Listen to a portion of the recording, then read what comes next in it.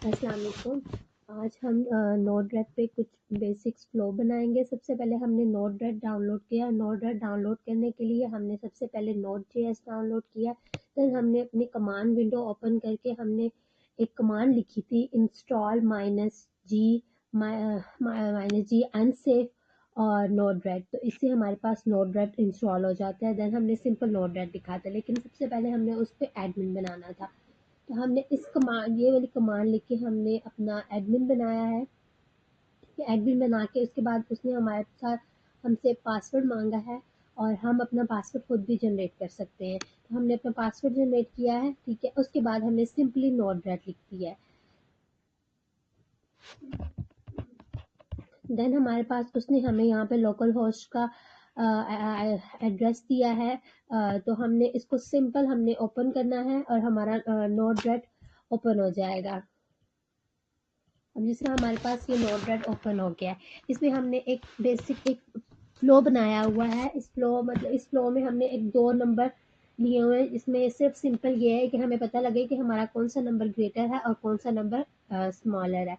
तो सबसे पहले हमारे पास 2 नोड हैं। ये हमारे पास इंजेक्ट नोड है, मतलब हमारे पास ये इनपुट नोड है।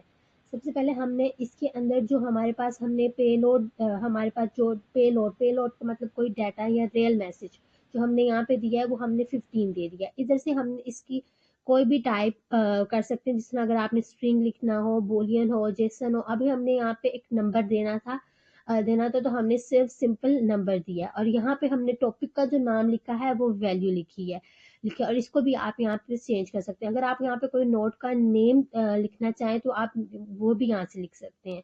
देन हमारे पास इसी तरह हमने दूसरी जो इनपुट नोट लिखी है उसमें हमने वैल्यू 9 दे दी है। इसके बाद हमने यहाँ पे स्विच नोड यूज की है। हमने इसके बाद यहाँ पे स्विच नोड यूज की है।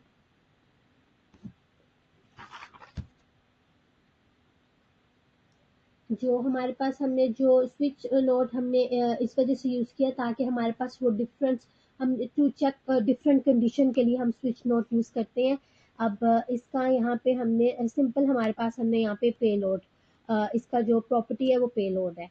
देन हमारे पास यहाँ पे 2 नोड्स यूज हुई है। चेंज नोड हमने यूज की हुई है। इस चेंज नोड में एक को हमने लो लो नेम दे दिया है, और जो इसके मैसेज में हमने टॉपिक असाइन किया है, जो हमारे पास इंजेक्ट का हमने जो टॉपिक होगा वो सिंपली हमारे पास यहाँ पे आ जाएगा। और देन हमारे पास इसका हमने जो वैल्यू दी है वो लो वैल्यू दी है, और इसको हमने हाई वैल्यू दी है। मतलब इस कंडीशन का मतलब ये है कि अगर हमारे पास 10 से ग्रेटर होगी तो हमारे पास वो नोड 1 पे जाएगी, लेकिन अगर स्मॉलर होगी तो वो हमारे पास नोड 2 पे जाएगी। देन हमने फंक्शन यूज किया है। यहाँ पे फंक्शन एक नोड हमने यूज किया है। अब इस फंक्शन नोड में हमने फंक्शन नोड इसलिए यूज किया जाता है ताकि हम कस्टम लॉजिक लाइक मैसेज को प्रोसेस किया जा सके।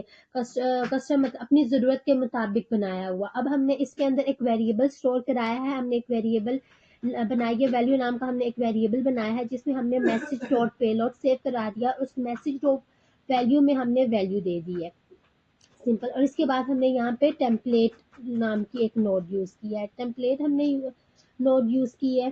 टेम्पलेट नोड इसलिए यूज होती है ताकि हम डायनेमिकली टेक्स्ट या एचटीएमएल जैसे या मैसेज फॉर्मेट बनाया जा सके, जिस तरह भी हमें चाहिए होता है। अब जिस तरह इसमें हमने एक सिर्फ सिंपल हमने पेलोड चाहिए था, और हमने इसका एक नाम लिखा है मेक इट प्रिटी, और इसमें हमने जो टेम्पलेट वो किया वो हमने the message is new topic and equals to payload.